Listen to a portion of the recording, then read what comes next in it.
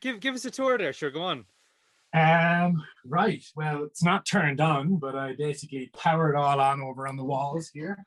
So everything comes on and powers up. I have my sort of semi-beginning of my rack here, which I haven't gone too far with because I know I'm going to have to lug all to LA. My computer here, which is powered into all of my so this is usually how I most of my drums. I'll play in through here. This is my Seaboard, Rolly Seaboard, which is a keyboard that's sort of you can play most pianos you just play and that's the note, or keyboards. This one you can do expression because it's squishy, so you can put in vibrato and volume with your finger and stuff. There's a screen, lots of just stuff that powers plugins and all that sort of stuff. I've got my 2 sets of monitors, the ones that I bought for about £80 when I was broke and had no money but needed monitors, and then the ones that I got after I signed my record deal, which were much more expensive. I have my flute and my camera, which I usually have for Zooms.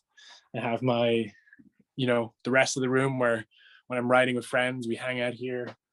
Got my microphone in here, as you can see it in there, and my garden, which I haven't really been able to avail of because it's not very sunny. I got boxes of merch and a lot of guitars as well. My collection, some of them anyway. Lovely setup you have. And books everywhere. I don't actually read, but there's a lot of books in here. And you said you've got to ship it all off to LA. When's that happening, or is there a proposal in place yet? I mean, it's meant to have happened so many times, but obviously the world is so on pause that it's who knows. But hopefully, in and around the summer, maybe, or beginning or end of the summer, depending kind of. Once I get my visa, and then we'll start, I'll start taking trips to meet the team, and then, I'll have to find a place that's, perfect like this to sort of have the studio set up and have it really quiet and, also have the atmosphere and the ambience that I need for making good music. So I think once that's all been decided, then I'll probably begin my moving process, which I'm actually don't even know where I'm going to start. It's just going to be such a big job. What was the experience like then, Cian? Because I suppose for myself, I always picture when you go and sign with a record label, you're going into a massive boardroom, there's all these suits around, and you're doing the greetings, the meetings and the greetings, and then you sign in blood your name on the contract. But obviously it was during lockdown that you signed up with Darkroom and Interscope. So what was the crack? Was it just a PDF was sent to you via email, or how did it work? How was it different to what I'm picturing? Yeah, so I mean, there was one really nice part about doing it all over Zoom. The first part is usually when you're signing a record deal, I mean, I don't know if it's usually, but in my case anyway, and I think in other people as well, usually there's multiple record labels that want to sign you. And a lot of the time they'll woo you with their offices and their money, and they'll take you out for dinner, and they what they call wine and dining, basically. They just try to win you over, which is normal. And it's the same when you're going to music college. They try to give you the biggest scholarship or whatever.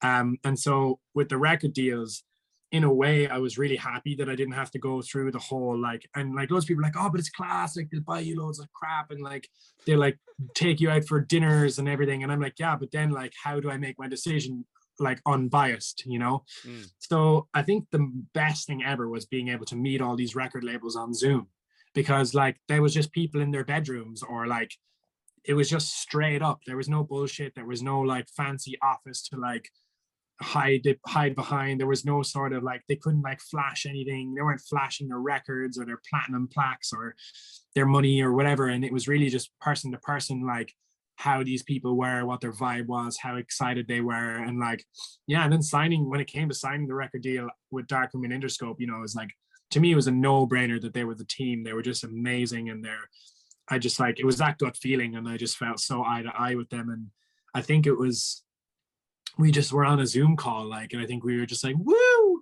And then the next day, I think I went to my lawyer's house, and we went to her garden, and me, my manager, my girlfriend, and my lawyer just kind of had a little champagne bottle, and I just took a photo of me signing the actual copy. And then that was it, I guess. And I did similar because I also signed a publishing deal with Sony ATV just a couple of weeks ago, which was another crazy thing. And that was just, again, just over Zoom, just me like signing a Word document or whatever, you know, just like a DocuSign. And everyone's like, woo! And then, so I think, yeah, we're all very excited to like be able to actually celebrate in real life and spend some time together when, you know, the world is slowly getting back to real life. But yeah, it's a bit underwhelming in a way, because you almost don't feel like you signed a record deal, and you don't feel.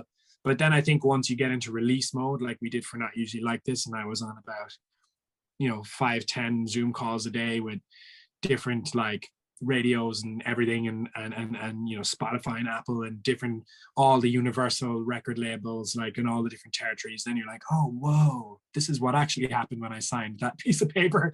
Now I like see it. Now I see it happening. Well, I did have a little glance on your TikTok as well, and there was a billboard down in London that you were trying to scout out. You were trying to find it for a little while. Eventually, you did, and you did a little bit of a dance there. I mean, that Oh must be man. mind blowing, seeing yourself 100 feet up in the air. Oh, it's insane. I mean, it's so like so insane. Like you don't. I think it's almost so insane that like I don't really realize how insane it is, and then other people are like replying to my story, my videos, being like, "What the fuck? You're on a billboard, bro. That's insane." And I'm like, but I guess when it's you, you then just go and you find this thing, and it's your face on the billboard. And you're like, oh, that's just me. It can't be that big of a deal if it's me on a billboard. You know, you're like, ah, it's obviously not a big deal because they wouldn't put me up there, you know?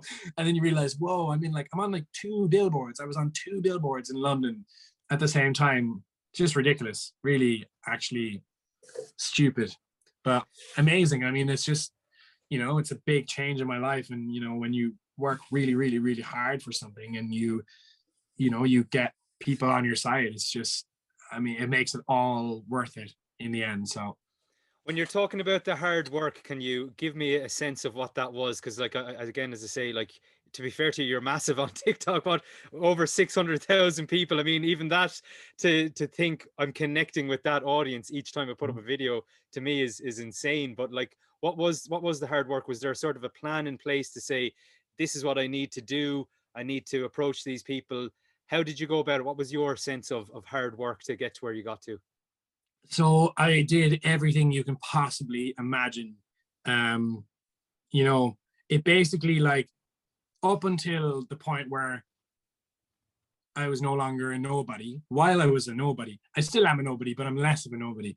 But up until that point, where like when I say I was a nobody, I mean like no one knew who I was. Nobody replied to my emails. No one would do a session. Nobody listened to my songs. No one cared.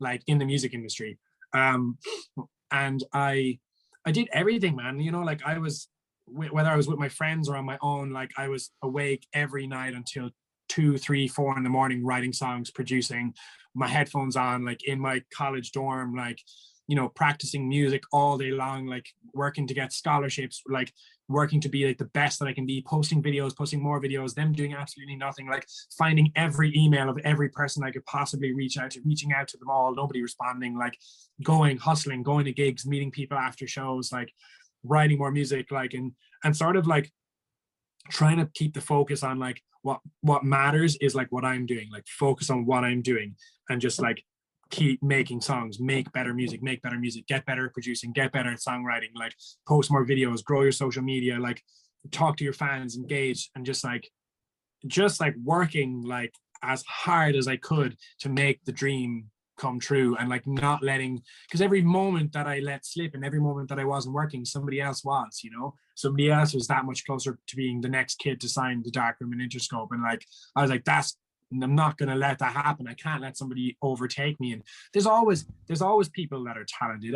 Everybody's got talent in their, you know, pinky finger, like especially coming out of Ireland, like everyone can hold a tune and sing a song. And I think what stands you out and makes you different and makes you, you know, hopefully become one of the biggest artists is that drive, that work ethic, that perseverance, and just like working really, really hard. And like, if you don't work hard, it won't happen. And I knew that if I worked hard at it for long enough, it was inevitable.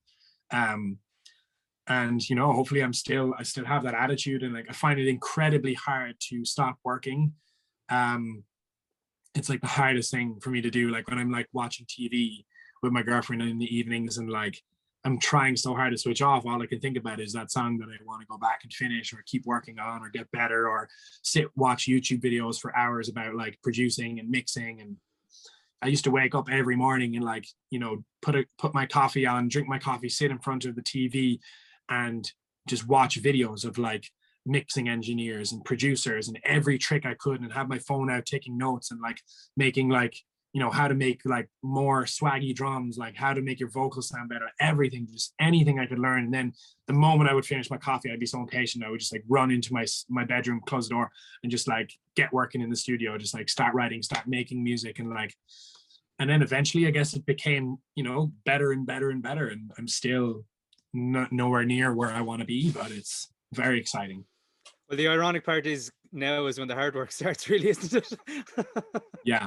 And it's where the work means the most, you know, like now the world is listening, and it's like, fuck, like people are actually really listening to my music. Like, and I think the scariest part as well for me as a producer, like as producing my own music, I am constantly reminded that everything I'm making and everything that I produce and all the songs that are going out on the radio, on the internet, they're all being playlisted alongside songs that are being produced and written, like especially produced by people who've been producing since like before I was born, you know, like a lot of the biggest producers out there have been producing for like 20, 25 years. And I've been doing it for like 5. And I know I'm absolutely nowhere near where they, you know, their production chops. So I'm always constantly like, I need people to hear my music and not be like, that's not very good though, compared to that other song I heard. So there's always that pressure on me to like compare to that level and up. But I think that level is what makes you get better and better and better as well. Like just constantly like comparing yourself to the best in terms of like the quality of music and the quality of production is, I think, you know, what allows you to strive. And it can be unhealthy, but it's also like, if you don't hold yourself up to those super high standards, then you're not going to reach them. So. Well, also what's going to happen now as well is, you know, in your circle, you're going to have access to these top producers. So ultimately that's going to make you better as a producer too.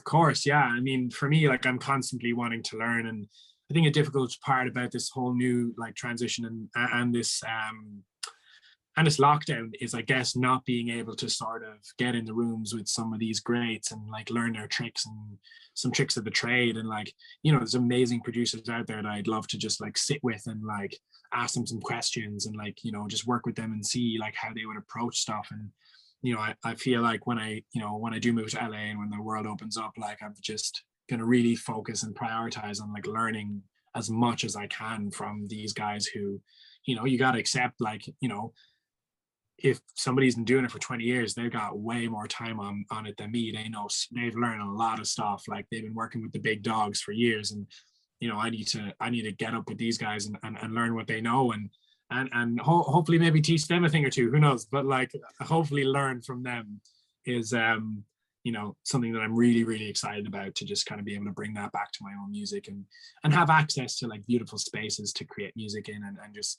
work with you know, build my team of friends and of creatives and engineers and producers and people that I just, you know, dream of making my album with and stuff like that. How did music come into your life, Cian? My parents, both musicians, and like classical music was basically just like since I was a kid. Like I was just born. My mom was on tour like when she was pregnant with me, and then after when I was just like newborn. So it was just there in the home. And I saw you were giving me a little tour earlier on. The flute, was that the first go-to instrument? Yeah, I mean, flute came around. I love how you looked at it so fondly there. You're like, yeah, there she is. There she is. Flute came around when I was about 9. Okay. And because that's usually the age that you start, because you need like big enough arms and stuff. And I'd done so many instruments growing up, and I had always wanted to play the flute. But my mom like refused to teach me because she had already tried to teach me piano, and she said it was just so difficult teaching your own son. But I just picked up the flute one day and I found a spare one and I started playing. And apparently the story is that like I had such a good sound on the flute, and usually it takes people like months or a year to even get a note out. And my mom she just felt like, she was like, okay, I have the responsibility to teach this guy now, because he clearly is gifted at the flute or whatever. And I guess it's probably because my mom was a flautist and I'd seen her teaching and I had it in my ear and I watched, like I was, I was in the womb for months of her on tour and everything. So it was obviously just a natural thing that I had. And I mean, I loved it. It's what like got me all my classical training and taught me so much about even singing, because it's so part of the breath and everything. So yeah, it's interesting to me because I think in the last couple of years, flutes, they've kind of become cool. Like when you think of Lizzo, yeah, she knows how to rock a flute. Like, so yeah. it's again a bit of serendipity there. It's coming at the right time for you, isn't it? That Oh yeah, you very are lucky. this flautist. Yeah. No, bit of cool. Good for the flute to be looking cool now, because I need that. I don't need to be like, oh, I play the flute. Also, Ron Burgundy. Anytime everyone's like flute, I'm like, Ron Burgundy, bro. Ron Burgundy's cool. Like, you can't argue with the flute. Like, so pretty stoked about that. I think in a music exam, when I was doing the Leaving Cert, you have to identify what instrument is playing. And I was like, yeah, I think is that jazz flute. And the teacher was like, it was just a flute. Okay. You've been watching too much Anchorman, Conor. I think it's the jazz flute. Yeah, I love that. Bit of jazz flute never goes astray, to be fair. Cian, obviously you grew up in Cork. Listen, I'm not from Cork. I arrived about 3 weeks before lockdown hit and couldn't Really? get around to do anything. So, I mean, if you were to recommend things for me to do in Cork, what would they be? And I suppose getting onto like, what are the things that you miss about Cork and the city? I absolutely love, like, if you want to find me in Cork, like if I'm ever there and there's a time where people are trying to find me in Cork, hopefully they're like looking for me. I'll probably be in the Oliver Plunkett bar, like listening to the live music. That was like my favorite thing. I would just go there like most days, but even when I moved away from Cork and I started coming back, I would just go there on like Sundays. Like I love the Sunday. There was this one band that used to play there every Sunday. I'm not sure if they still do. They might do. And they were class. And I would just watch them, like go there usually with my mom and like a friend of mine or like my friend and their like parents or whatever. And whoever I was with, we just like had a kind of a tradition of going there on the Sundays, and that I absolutely loved. I think honestly anything music based, and skate park, I spent a lot of my childhood and teenage years at the skate park skateboarding. And I mean, if the weather's good, you can do a lot of things. You can enjoy the parks, especially Fitzgerald's Park, which I think is very underrated. I think it's really nice to be there when it's like sunny, and they do a lot of outdoor concerts and stuff as well. And there's a couple of nice quirky venues like the Triskel and things like that, where there's really funky concerts. And I think going to West Cork, like if you can get out into the countryside, that's the one. But yeah, for me, like that, and also actually weirdly like Pro Musica, like the music shop, I spent a lot of time just in there, like bumming about, playing guitars and whatever I could do. Yeah, but I'd strongly suggest, like, I mean, I have no idea what the Oliver Plunkett bar does now and what it's like, but I think if it still has that live music culture to it and stuff like that, it's really something that's really enjoyable to just experience. Have a nice like Sunday roast in there and just watch the band play. And nothing quite like it, like the whiskey bar and the fire. Oh, I miss it. The smell of the turf and the yeah. Oh, it's so nice. Fish and chips. Yeah, look, it is funny because I think like that's the one thing everyone has missed the most is not even just live music, but a live experience. And even if there's not music playing in a bar, there's a live element. There's an energy of having other people around. Yeah. And I think as Irish people, that's something it's part of us, isn't it? You know what I mean? To get in the dancing at the crossroads, whether that happened or not, I don't know. But look, there was something that drew people together, and there was an energy created then. And that's certainly something we've been devoid of in the last 12 months. Yeah, no, it's awful for the Irish spirit for sure. I think it's for me as well. I'm just a big live music fan. In like I've never, I never could afford to go like big concerts or gigs or festivals. So like in that respect, like I've never been to festivals, stuff like that. But intimate stuff, just like pub gigs and bands playing, or like small shows where like I might get like, I remember I was busking once in Cork, and De Laurentiis, the band, walked past and just offered me and my friend like tickets to their show in the Savoy, and we're like, fuck yeah, and we like went. It was the best thing ever. I would just, I just thrived off of that like feeling of like live music. I just love music. Like I can't get enough of like singing back to some Elton John or whatever it is. You know, it's just like the energy is amazing. I suppose when you're coming to write a song, where do you kind of start? You have all the gear there, the MIDI keyboards. There's a lot of tech. Obviously the flute we talked about. Like where do you start? Is it the guitars the go-to? Do you just start with a little bit of a melody in your head? I think it's a mixture, really, depending. Like sometimes I get a really cool little melody and I'd be like, oh, I should turn that into a song, or like but often at the moment it's more like a vibe thing. It's more of a vibe thing. It's like it's a sort of like multiple things that inspire me into a sort of sound, or like a something that I want to create, like sonically. Like I know like I want it to be like piano with these kind of sounds, or like guitar with this sort of like cool vibe, or like, you know, just depending on the sorry, no, you're right. My manager was just trying to call me there. Depending on the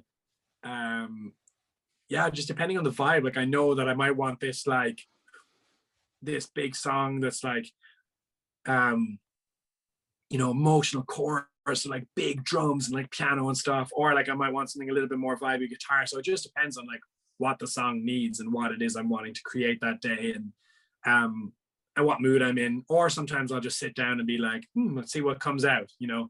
But I don't do that too often at the moment, especially because I just like spend a lot of time producing and stuff. So I don't have, I guess, the luxury of just being like, oh, just sit down and see what comes out. And it's like, oh, I do also have those other like 25 songs that I have to finish producing. So but yeah, I think it is a big mix, but it's most of the time comes down to the vibe. Would you give anyone who's, you know, aspiring to do what you do advice? Because I think for a lot of people, they have an inclination towards music. They might want to learn an instrument. I could be talking a little bit about myself here as I'm speaking. I'm going, yeah, and I kind of I've reached a plateau, I suppose, with guitar, and it might be the same for a lot of other people. And then it's like you pick it up, and it's nearly a thing of frustration. Why isn't this sounding like I want it to sound in my head? Mm-hmm. Do you have any advice for people that they have that sort of drive to be musical, but maybe there's just a point that they're finding it hard to break through? I think it depends on whether you are trying to, like, how far you're trying to go with it. If it's just for like a hobby and something that you want to do for fun, or if it's like you want to make a career out of it, I guess. If it's something that you're, you know, I think either way, a great answer is to take lessons. Lessons really open a game changer for you. Like, I've only probably in the last like couple of years probably taken like 4 guitar lessons, but each one I'd say I improved by like 2 years. It's just like, it's almost stupid. I should really take a lesson every week. I've never done like piano lessons. I've just always been teaching myself, but I always tell myself, like, when I'm at like a blockade where I'm like, I don't know how to get any further in this, like, really, just like classical music, like having a really great teacher who can be like, this is what you do, or this is the best way to practice, or just like learn these and then use these scales and these moves, and then you're like, oh, that's so easy. Like, it can really change the game for you. But I think if you're, you know, and that can be like lessons like permanent or on YouTube or whatever, but I do think like an in-person teacher, it really does, like, it's just a whole other thing. Like, it's crazy how much it helps you improve. Even if you think you know so much about music and you think like, oh, I could teach myself guitar, like, I still haven't a clue. Like, when my friend comes and gives me a lesson, I'm like, wow, how did I not, like, that just changed, open up so many doors for me. And there's that. And then I think, you know, if it's people who are inclined and like want to be artists, like who have a dream of like pursuing a career and doing what I do, or, you know, doing anything relatively close, and it's still like, you know, I'm still that kid with the same dream. Like, I'm still very much on my way there, but, you know, if you want to get anywhere, my biggest advice is do everything that you think you need to do. Like, that's the, like, there's no sort of like, you know, shortcuts and bad. Just do everything you need to do. Sometimes you do more one thing, you do more the other, you do a bit more songwriting, a bit more producing, a bit more learning an instrument, but just do whatever it is you think you need to do, and do it as hard as you can. And the second thing is like persevere, like, and just do not give up. Like, you know, I started posting YouTube videos when I was maybe like 13, like posting songs and covers and singing. And I signed my record deal when I was 22. So like it's almost 10 years of like grinding and pushing and like busking and gigging and putting myself out there and just never giving up, like persevere. Like I moved to London, like songwriting, like trying to get into the circle, like not getting in, but keep on going and going and going and going. And that is the key, because the people who succeed are the people who persevere. The people who don't succeed and fail is just because they gave up too early. Like, just if you really want it to happen, just do not give up. Just keep working as hard as you can. Even when you sign a record deal, even when you get a manager and you get a publishing deal and you have a tour manager and an agent and whatever it is, just keep on working as hard as you can. Do all the things you think you need to do to get there, because those are the things that matter. And that is how you'll make any of your goals and your dreams happen. And that element of perseverance and like knowing that like it will happen, and you don't know who it is that could get you there. Like, could be anyone that could get you to that point.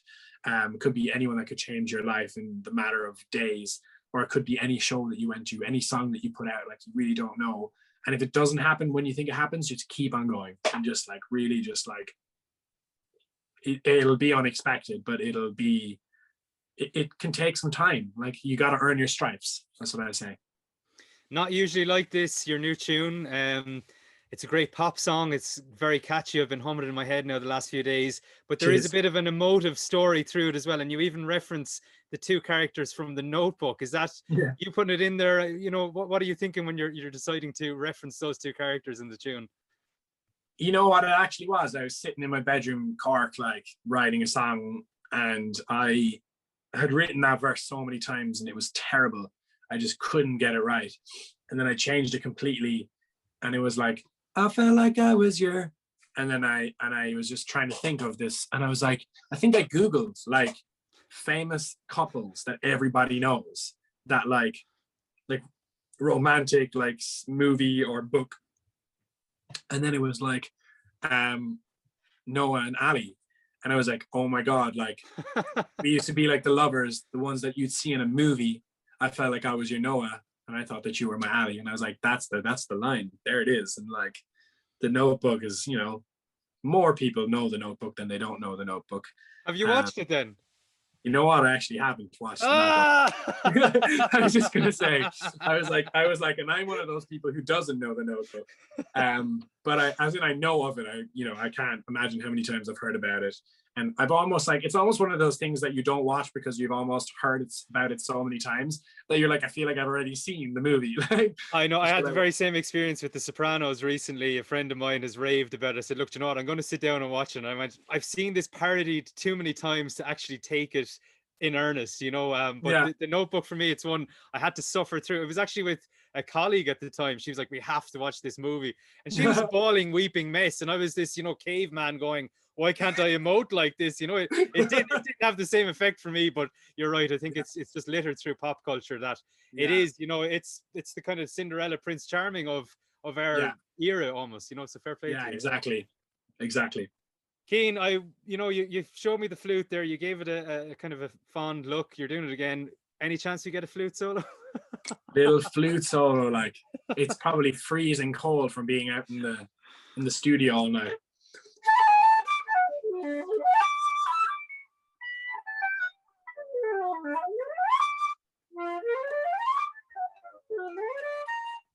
That's what I'll give you. Fantastic. Thanks very much, Cian. So obviously, look, you're kind of waiting to find out what's happening with LA, but your girlfriend, I mean, she's, I see her on your social and everything there. Is she looking forward to making the move over? Is that all kind of, I mean, it's discussed and done? It's pretty complicated process in terms of like, you know, visas and being able to move and live there. But, you know, we're very much in it together and we're very excited, and, you know, we're going to, you know, do everything that we can to sort of like take that trip, and we're just very, you know, we're just very excited, I guess, to like, you know, like I said with my career and like everything, you know, as well, like when there's a will, there's a way.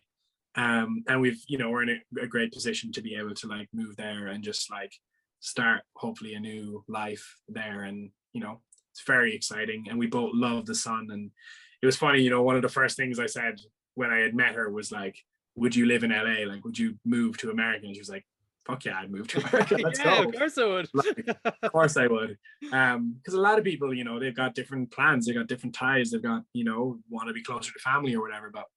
And I was like, let's go, let's go live this life. So it's really exciting. The last thing then, Cian, look, I present Green on Red. It's the Irish music show, Sunday night, 7 till 10. What's Awesome. what's your who's your favorite Irish artist, I suppose, at the moment? Or who's one that we could watch or that we may not have heard much about, we should be listening a little bit more to? We have Spotify, we have ways we can stream, we can access people far easier than ever before. Is there someone that you really think, yeah? Oh my goodness, that's a style. Keep an eye on them. That's a big question, man. I have so many. There are a lot of great Irish artists. I guess it depends if your question is more like one that you definitely already know of or one that you might not know of. That would probably be the... Give us one of each, sure. Go on. I'd say someone that I'm definitely big fan of, who I think is absolutely killing the game. And I'm more of a big fan because he sent me a message recently. So I'm very grateful for his support, and that would be Dermot Kennedy. And I think, bit of a legend.